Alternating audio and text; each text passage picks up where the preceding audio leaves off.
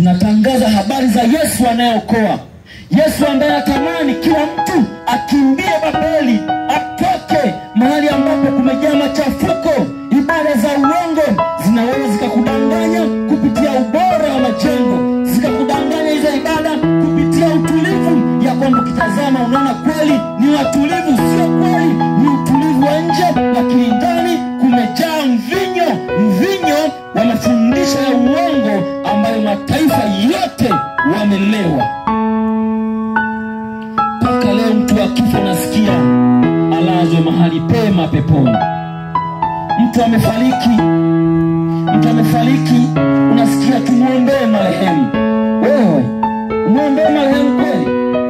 Marehemu amekufa, kumbukumbu lake limefutika, wala hana ijara yoyote ile.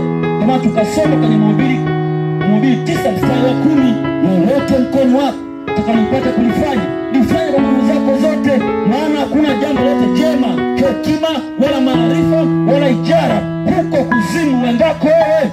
Lakini wakaja na mafundisho feki. Tena kuna sadaka maalum kwa ajili ya wafu. Tena haitoshi, wakatangaza kwamba wafu anakufa anaenda mbinguni. Kama anaenda mbinguni, Yesu anakuja kumfufua nani duniani? Kama mtu akifa anaenda mbinguni, Yesu anakuja kufanya nini? Anakuja kufanya nini hapa?